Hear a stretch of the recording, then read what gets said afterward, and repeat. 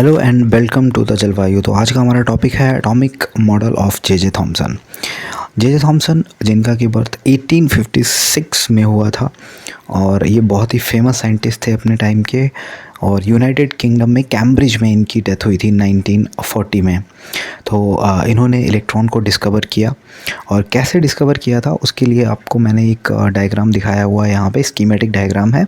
तो ये इसको हम बोलते हैं कैथोड रे ट्यूब। इसमें क्या होता है कि एक तरफ कैथोड और एक तरफ एनोड लगाते हैं हम और हाई वोल्टेज अप्लाई करते हैं इनके क्रॉस, कैथोड के क्रॉस नेगेटिव और एनोड के क्रॉस पॉजिटिव।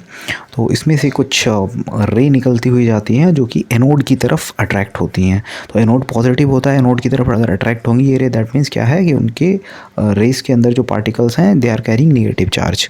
ठीक है, तो ये जो नेगेटिव चार्ज था इसका नाम दिया इन्होंने इलेक्ट्रॉन। इसका जो चार्ज था मिलिकन ने फाइंड आउट किया था 1.6 × 10⁻19 कूलम।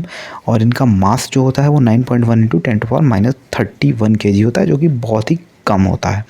तो थॉमसन ने अपना एटॉमिक मॉडल इस डिस्कवरी के हिसाब से दिया। तो इनके मॉडल को हम वाटरमेलन मॉडल और प्लम पुडिंग मॉडल भी बोलते हैं।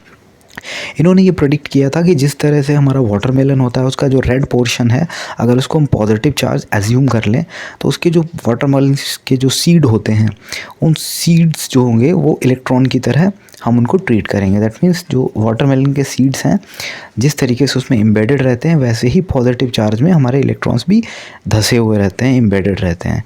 तो ये जो इनका मॉडल था वो सिर्फ और सिर्फ न्यूट्रलिटी को एक्सप्लेन कर सकता था कि हाँ एटम जो है इलेक्ट्रिकली न्यूट्रल होता है, जबकि बहुत सारे अदर एक्सपेरिमेंट्स हुए थे इनके कंटेम्प्रेरी, उनको ये नहीं एक्सप्लेन कर पा रहा था। जिसमें से एक बहुत ही फेमस एक्सपेरिमेंट था जिसका कि आपको नेक्स्ट वीडियो मिलेगा, रदरफोर्ड्स अल्फ़ा पार्टिकल एक्सपेरिमेंट। तो इस रदरफोर्ड अल्फ़ा पार्टिकल एक्सपेरिमेंट को जे थॉमसन के मॉडल से एक्सप्लेन नहीं किया जा सकता था। चलिए रदरफोर्ड कि हम अल्फ़ा पार्टिकल एक्सपेरिमेंट को इनके मॉडल के ऊपर अप्लाई करके देखते हैं। जे थॉमसन ने जो मॉडल दिया था, तो आप देख सकते हैं यहाँ पे जो रेड पोर्शन है इट इज़ पॉजिटिव चार्ज और यहाँ पे आपको जो डॉट्स दिख रही हैं ये आपके इलेक्ट्रॉन्स हैं। और ये हमारी अल्फ़ा पार्टिकल गन है और सामने एक गोल्ड फॉइल हमने ली हुई है और हम एज्यूम करते हैं कि अगर एटम हमारा ऐसा होता, ठीक है, तो क्या होता।